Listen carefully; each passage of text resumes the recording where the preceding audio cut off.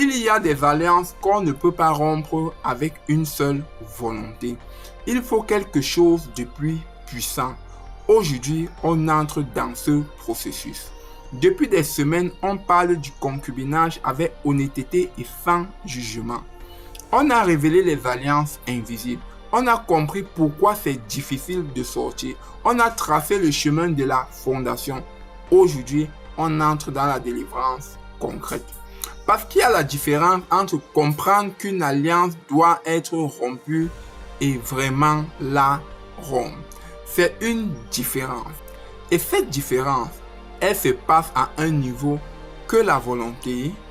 1 Corinthiens 6,16 nous dit « Toute union physique crée une fusion et ils ne font plus qu'un. » Et voici ce qui est crucial pour ta délivrance. Cette fusion, elle ne se défait pas par une décision intellectuelle. Elle ne se défait pas par une séparation physique. Elle ne se défait pas par le temps seul. Elle se défait par un acte spirituel délibéré, soutenu par une force qui dépasse la volonté humaine. C'est pourquoi beaucoup quittent physiquement une situation et restent liés spirituellement. Et ce lien les ramène encore et encore. La délivrance, c'est rompre ce lien au niveau où il a été créé, au niveau spirituel. Voici le processus concret de délivrance pour une situation de concubinage. Premier acte, la reconnaissance de l'alliance.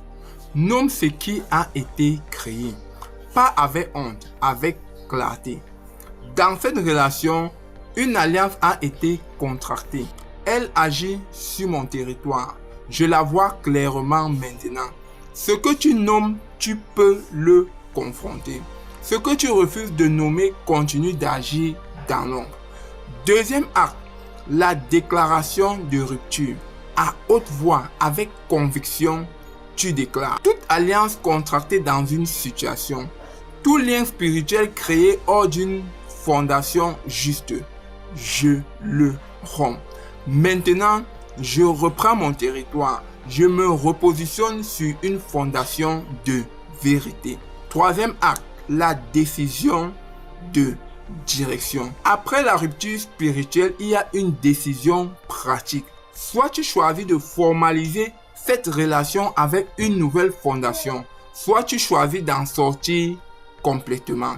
Les deux sont légitimes, mais aucune des deux ne peut être saine sans rupture spirituelle préalable. Quatrième acte, la construction d'une nouvelle fondation. Après une rupture, le territoire est libéré et un territoire libéré peut être occupé. Commence à bâtir, commence à poser des décisions de vie sur une fondation de vérité. Commence à créer des alliances saines, des connexions qui nourrissent et non qui enchaînent. Voici ce que je te demande de faire maintenant. Partage. Si tu connais quelqu'un dans une situation de concubinage qui tourne en rond, envoie-le. Cette vidéo peut changer une direction de vie entière. Deuxième, engage-toi et rejoins notre parcours de délivrance et de restauration. Troisième action, contacte-nous au 676 22 97 98. Et ne l'oublie pas, Jean 8 au verset 32. La vérité vous affranchira. La vérité sur une alliance, quand elle est reçue et confrontée, est affranchie. Tu n'es pas condamné à rester dans cette fondation fragile. La rupture est possible. La nouvelle fondation est possible. Ta réalité n'est pas toujours la vérité. La vérité, quand elle entre dans une alliance, elle libère une fondation tordue. À très vite.